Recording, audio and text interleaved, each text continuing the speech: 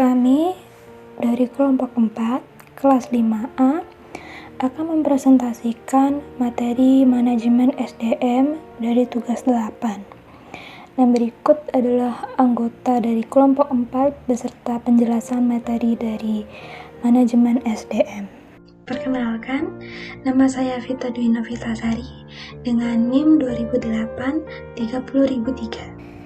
Perkenalkan, nama saya Rizka Weni dengan NIM 2008 30005. Perkenalkan, nama saya Lilian Sayendriani, NIM 2008 30018. Perkenalkan, nama saya Farista Ricardia Fiftel dengan NIM 2008 30021. Pengertian manajemen SDM. Menurut Mondi 2008, manajemen sumber daya manusia atau disingkat dengan MSDM adalah pemanfaatan para individu untuk mencapai tujuan-tujuan organisasi. Lalu, tujuan MSDM secara umum adalah untuk meningkatkan kualitas para pekerja untuk manusia melalui program pendidikan dan pelatihan agar menciptakan sebuah produk yang berkualitas dan mampu memajukan perusahaan atau organisasi. Dan tujuan-tujuan tersebut dibagi menjadi 4 bagian. Bagian pertama adalah tujuan organisasional, yang kedua tujuan fungsional, yang ketiga tujuan kemasyarakatan, yang keempat adalah tujuan personal. Yang pertama, tujuan organisasional.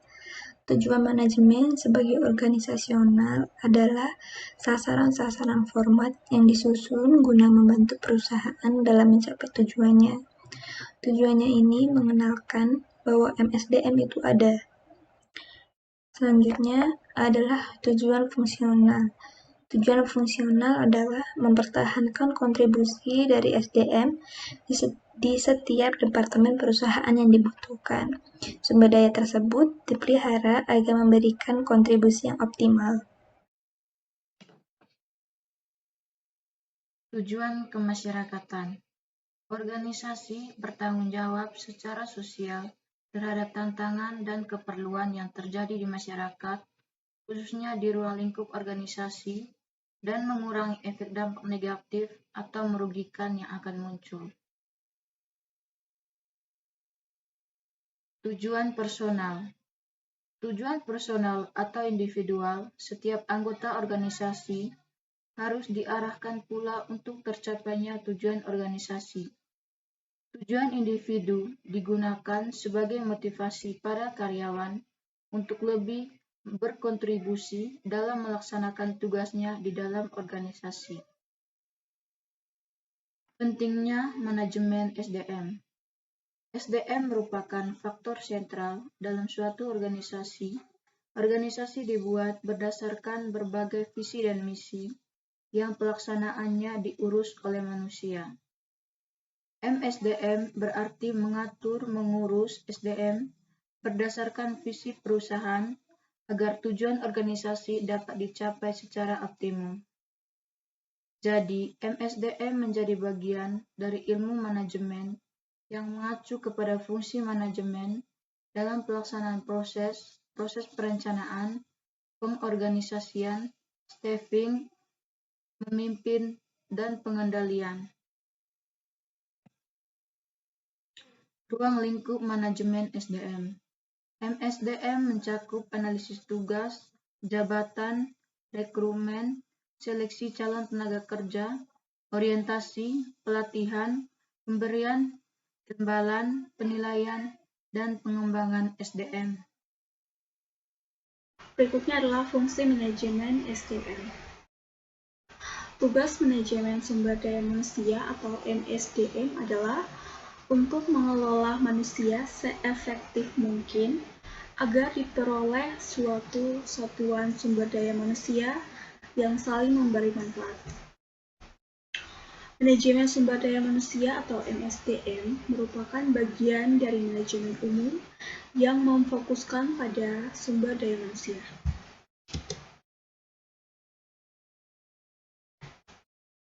A. Perencanaan sumber daya manusia.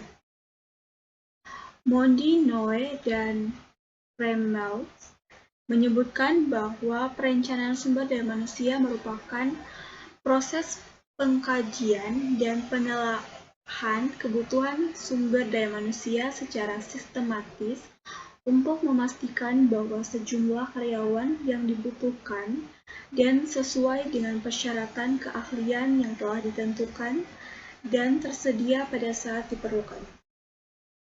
B. Pengangkatan dan pemberhentian karyawan.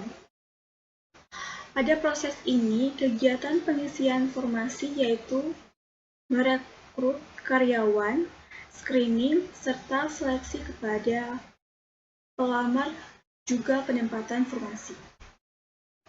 Proses pengangkatan dan pemberhentian atau staffing sesuai dengan kebutuhan perusahaan ini meliputi 1. Rekrutmen calon pelamar pekerjaan. 2. Seleksi calon pekerja atau karyawan yang sesuai dengan persyaratan yang dibutuhkan perusahaan. 3. Pengadaan proses pemutusan hubungan kerja dengan baik kepada karyawan. C. Pengupahan tunjangan. Upah kepada karyawan dikatakan berhasil jika didasarkan pada keadilan dan kewajaran.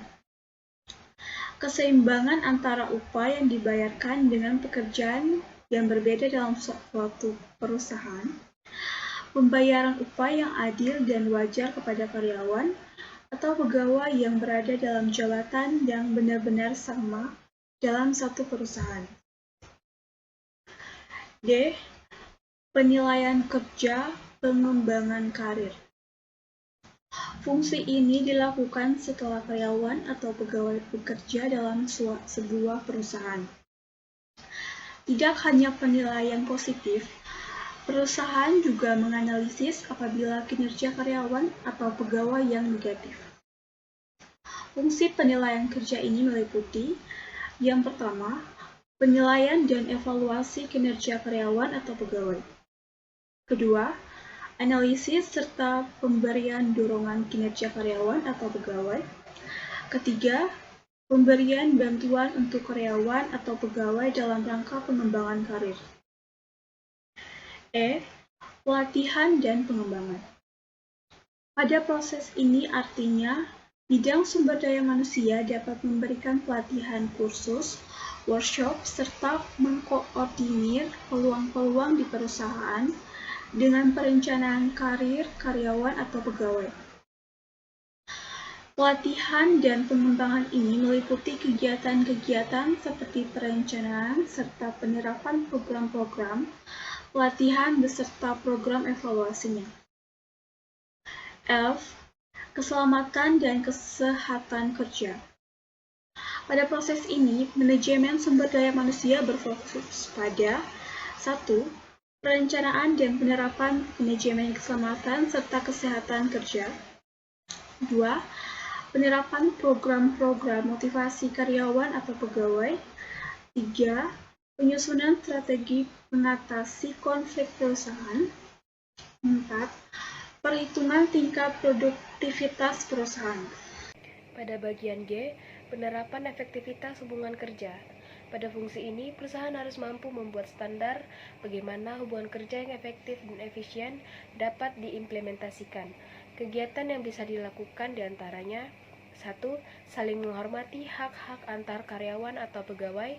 2. Menetapkan prosedur bagaimana keluhan pekerja disampaikan. 3. Melakukan kegiatan penelitian mengenai manajemen sumber daya manusia atau MSDM. Kebijakan dan kegiatan manajemen SDM.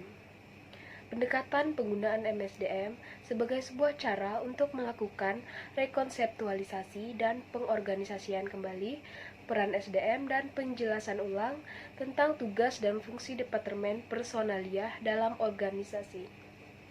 Berdasarkan pendekatan tersebut, GWES menyatakan ada 4 kebijakan utama dalam MSDM, yaitu pertama, Employee Influence, 2. Human Resource Flow, 3. Reward System, 4. Work System. Sementara itu, dengan merujuk pada pendapat ahli-ahli lainnya, GWES menyatakan kegiatan MSDM terdiri dari 4 proses generik, yaitu yang pertama selection, kedua appraisal, ketiga reward, keempat development. Dan itulah presentasi materi manajemen sumber daya manusia dari kelompok kami. Apabila ada kesalahan dalam pengucapannya, mohon dimaafkan yang sebesar-besarnya. Sekian dan terima kasih.